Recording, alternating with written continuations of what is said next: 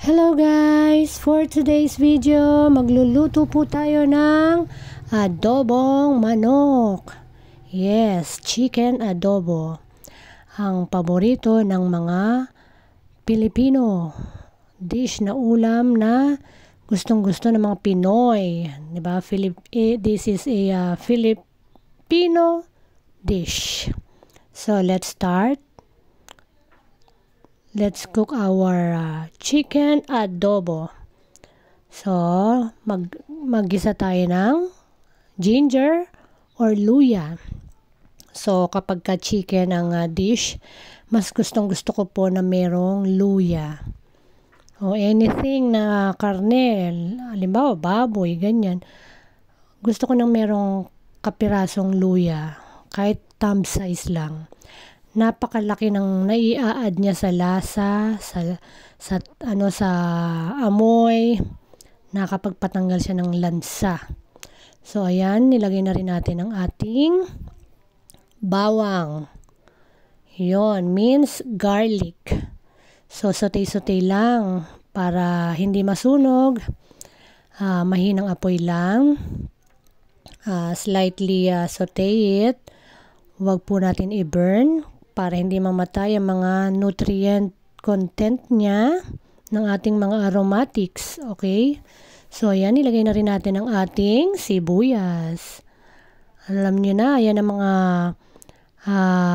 talagang hindi nawawala kapag tayo ay nag-aadobo. Diba po, mga mami? Ewan ko lang po kung kayo po ay naglalagay ng luya. Kasi napakasarap kapag may luya. May kakaiba siyang smell, may kakaiba siyang taste, saka different talaga kung wala at meron na luya. So, try nyo po. Kung di nyo pa na-try, napakasarap po. Saka ang luya naman is anti-inflammatory, diba? Kaya, why not? Diba po? So, yan, wag po natin sunugin ang ating mga aromatics. So, ilagay na po natin yung mga part na katulad ng legs. Yung may mga mabubuto. Basta ang hindi lang natin ilalagay is yung pakpak at breast part. Kasi yon madali lang yon maluto. Pero yung thigh part at saka yung legs, yan, medyo mas matagal maluto yan kasi makakapal. So, unahin natin siyang iluto. So, isaute natin yan. Saute natin for about 2 minutes. After 2 minutes of sauteing, pwede nating i-cover na. And, mag-wait tayo ng 5 minutes. So, after 5 minutes, babalikan natin siya. Para baliktarin. Okay. So, ayan. Nakita nyo na, nag-brown na agad yung other side niya. So, ganyan lang. Baliktarin lang natin yan. And tatakpan natin yan. Babalikan natin siya after 5 minutes. Okay, para baliktarin uli. So, ganito ako mag-adobo. Hindi yung sabay-sabay lahat. Inuuna ko talaga yung ganitong part kasi para yung breast part is juicy pa rin pag kinain. Malambot pa rin. Kasi pag na-overcook yung ating matigas na, hindi na masarap. So, naka 5 minutes na po tayo. 5 minutes na. So, babalik rin na po natin yung ating chicken. So, yan. So, tatakpan uli natin yan. Pagkabaliktad natin. And we will wait for another 5 minutes. So, bali maluluto siya ng 10 minutes before natin ilalagay yung breast part. So, nabaliktad na natin yan, After 5 minutes, yan. Naka 5 minutes na po. Ibabaliktad lang natin yan. So, saute-saute muna natin. Tsaka natin ilalagay yung breast part. Bali, na yan, 10 minutes na siya.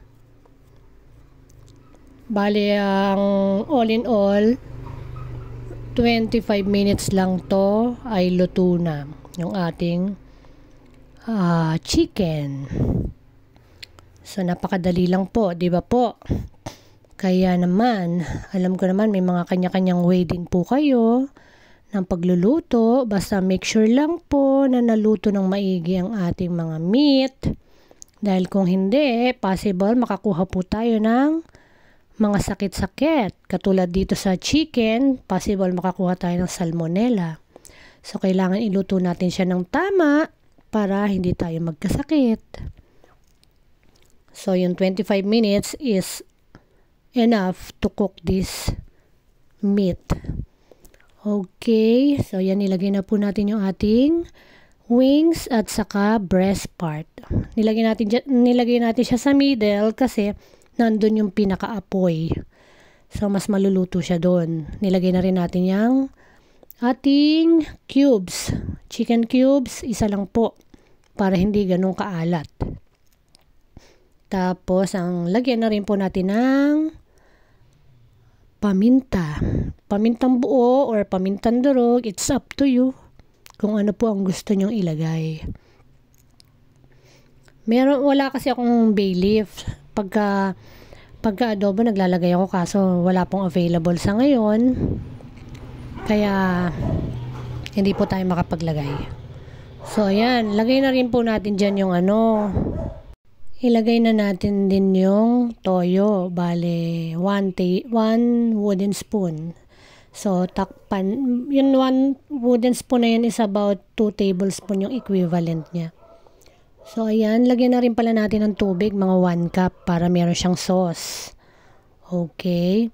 So, after ng 5 minutes, babalik na rin natin yung ating breast. At saka, lulutuin uli natin siya ng another 5 minutes.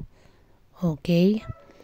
So, yan yung ating breast part at wings na nakaka 5 minutes na naluluto. So, another 5 minutes to complete the 10 minutes. Okay? Sa part yun ng breast, ha? So, bali, pag naka 5 minutes na uli, is 20 minutes na siyang cooking. So, lagay na rin po natin yung ating suka, 2 wooden spoon or 4 tablespoon kung sa tablespoon ang gagamitin nyo. So, yan, takpan na uli natin. So, yan, naka 20 minutes na tayo, guys. Okay.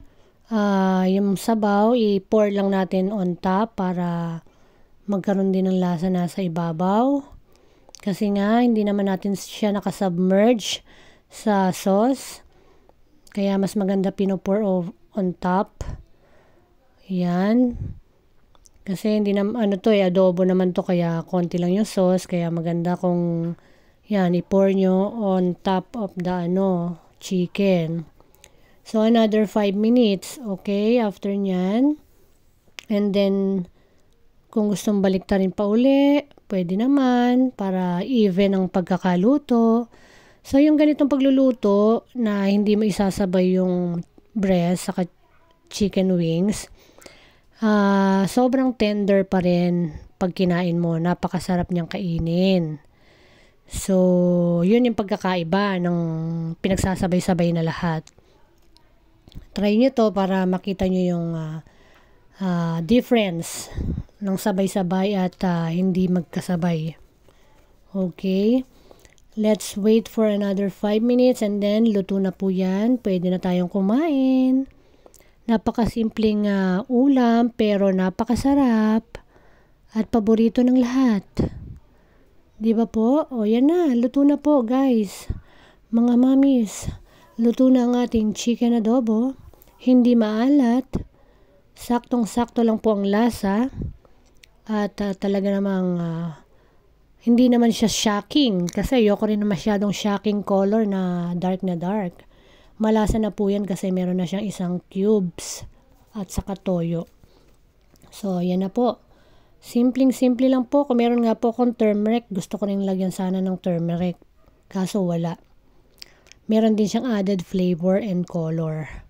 So, kung meron kayong turmeric, pwede nyo lagyan. Mas masarap. Mas magandang tingnan. So, yan na po. Let's eat, guys.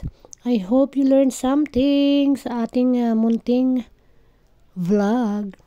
So, I like the breast part and the wings. So, yan ang aking kakainin. This lunch. Kayo po ba? Ano po ba ang inyong lunch? Masarap po ba? Katulad din po ba ng ating niluto? Kasi madalas ito ang niluluto eh. Kasi ito yung pinakamadali. Pero pinakamasarap. Diba po? Yun, may luya pa oh. Diba, kitang-kita mo naman, sauce pa lang. Ulam na. Diba? This is so yummy. Yummy, yummy. So, uy, sarap oh. Sauce pa lang oh. So, kaya magluto na po tayo mga mami. Ang paborito ng lahat. Thanks for watching. See you on the next one. God bless. Bye everyone.